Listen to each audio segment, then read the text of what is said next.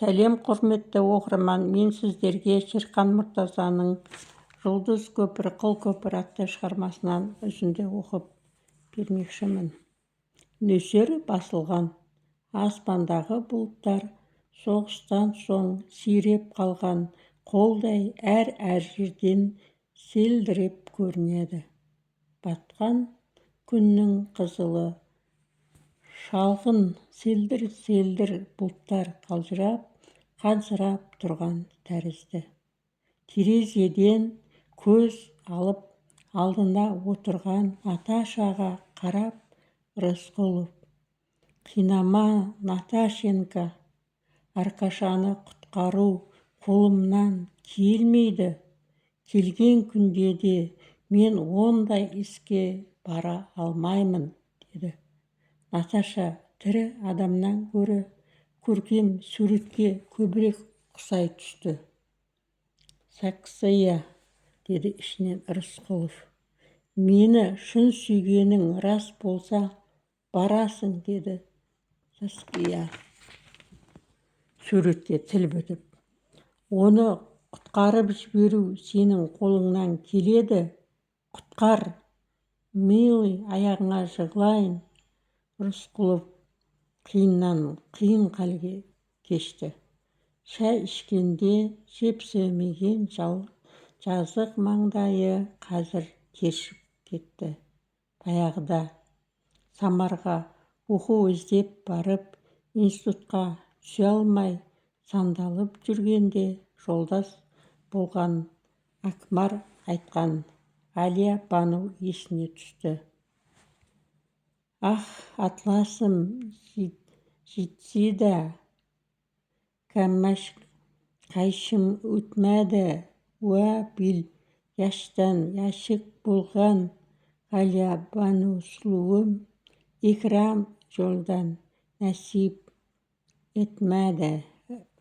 Әлия Банудан айырылып, қанаты қайрылған Халелдің зары, ақ атласы жетпеген, күміс қайшысы өтпеген, 15 жастан ғашық болған Ғалия сұлуды Құдайым нәсіп етпеген. Дәл қазір аспан мен жердің арасын кернеп дүниелік сұрақ тұр. Не кәзәп жау Аркашаны құтқарасын, не бала жастан құлап сүйген Наташадан айырыласын. Тұрар, милый, неге үндемейсің? Мені сүйгенің, мені сыйлағаның шын болмады. Жай сөз болды ғой. Өзіме де обал жоқ. Сен күтпеген жерден өзім келіп етегіңнен ұстадым. Қайдан білейін қызметтің құлы екеніңді? Менен гөрі, біздің махаббатымыздан гөрі саған қызмет қымбат. Әрине, табиғатынан ұлықтардан қорлық көрген адам өзі де ұлық болғысы келеді. Сол мақсат жолында ол бәрін де құрбан етеді. Осыны да білмедім-ау мен байғұс. Сұлу сурет сұрапыл сөздер айтты. Рысқұловтың жүрегіне тиген қадалды. «Қой, Наташа, не деп кеттің? Мен қызметтің құлы емес, халықтың құлымын. Ал Аркадий Приходько болатын болса, халықтың хас жауы. Ол күні кеше, одан бұрын да халықтың қанын төккен. Егер мен оған ара түсіп, соттан аман алып қалсам, екі дүниеде де оңбаймын. Онда жер бетінде мен қарабет адам жоқ. Онда мені өлгендердің де, тірілердің де қарғысы атады.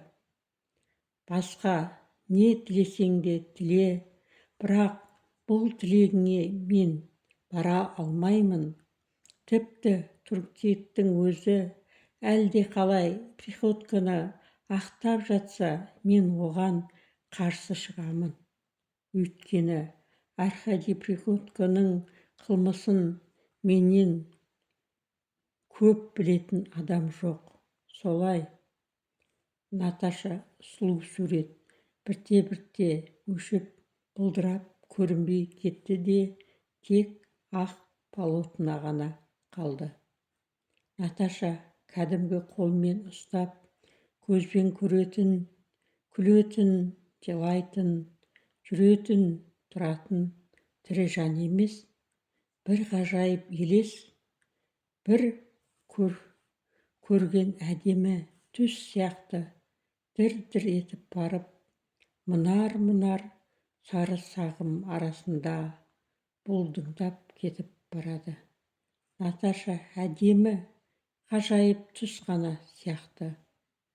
Бір сұңғыла сұрақ: Приходько тірі болғанынан Совет өкіметі құлап қалмайды ғой, босатып ақ жібермейсің бе? Ағасын өлтірсең, бөле қарындасының жүрегіне мұз қатып қалмай ма? Мұз жүректі әйелдің қасында қалай жатасың? Деді. Қанша десе де, ағасы өлсе қарындасы қайғырмай ма? Қайғылы қатынның құшағында жатып, адам бақытты бола ала ма? Іңір қараңғысы ақшамның арасында сұңғыла сұрақ сұңқылдап жан-жағынан аш қасқырдай қамалай түсті.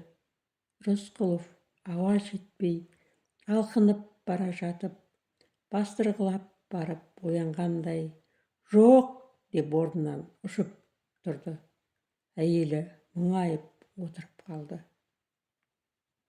Құдай тағала бір күні қараптан қарап отырып, Ыбырайым пайғамбарды шақырып алады да, балаңды құрбандыққа шал, деді. Айтып тұрған жасаған енің өзі, одан өтіп барып араз айтып, құлдық ұратын ешкім жоқ. Жасаған ем, жалғыз баламды алғанша өзімді ал, демекші еді Ыбырайым, бірақ айта алмады. Тілі икемге келмей қалды. Пайғамбар да сұңғыла ақылды адам ғой, Құдай тағаланың ауыз бармас, ой оралмас құрбандықты неге талап етіп отырғанын түсінді. Құдіреттің айтқаны біреу, орындалуы да біреу. Бұл ретте екі шешім жоқ. Жасағанның әмірі, жазмыштың сызуы, жазмыштан озмыш жоқ. Ыбырайым бозым баланы қолынан жетектеп тауға шықты. Қадим дәуірінде бұл тау дүниенің діңгегі еді. Жасағанның ауылына ең жақын жер сол. Күн батуға құлдилап, шығыс қара құраң тартып, әлем асты ала-құла болып тұрған кез еді. Ыбырайым әулие сақалы селкілдеп, тұла бойы дір-дір етіп жылады жарықтық. Бейкүнә бала аң-таң. Таудың басына шыққанға қуанбай ма екен? Әкесі жылайды. Бейшара балам, тізерлеп отыр, деді. Бала қызық көріп тізерлеп отыра кетті. Көзіңді жұм, байғұс балам, деді. Бала жасырынбақ ойнап отырғандай көзін тас қылып жұмды. Басыңды жоғары көтеріп, мойныңды соза түс, балам, деді. Әкем қазір бір керемет көрсетеді-ау, деп бала басын кегжите бұрып, Құдайға құлдық айт, балам, деді. Құдай аспаннан бір сыйлық тастайтындай көріп, бала құлдық деп жалбаранды. Әкесі белдікті қыннан қылпып тұрған кездікті суырып алып, баланың үлбіреген тамағын сипап көріп, бауыздау жерді белгіледі. Баласының қытығы келіп күліп жіберді, бірақ жұмған көзін ашқан жоқ. «Қимылдама, балам», деді. Бала әне міне ғажайып кезең келетіндей, соны үркітіп алмайын дегендей сіресті де қалды. Әкесі баланы үлбіреген нәзік иегін көтеріп кездікті алқымына тақай бергенде аспан қарш етіп қақ айрылып, Құдай тағала үн қатты. «Тоқтат, Ибраһим», деді. «Баланы босат, орнына бір қошақан шал». Рысқұлов Наташа мен Аркашаның арасында тұрып осы бір кәлим заман оқиғасын еске алды.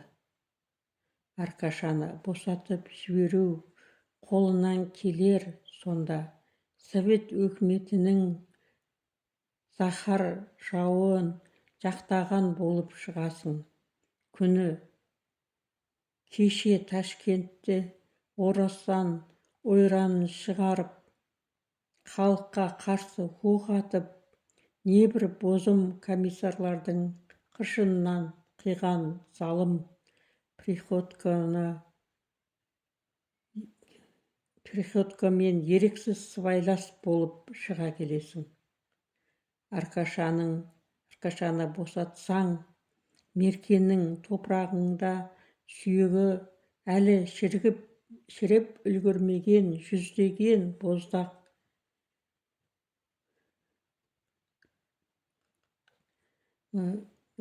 боздақтардың қаңқа болып өре түрегелер де Рысқұловқа қаңқа қолдарымен алқымнан алар. Неткен сұмдық! Сондай сұмдыққа барса, Рысқұлов кім болмақ? Сенің күні кеше мерке көтерілісінің бастағаның, сенің күні кеше патша түрмесінде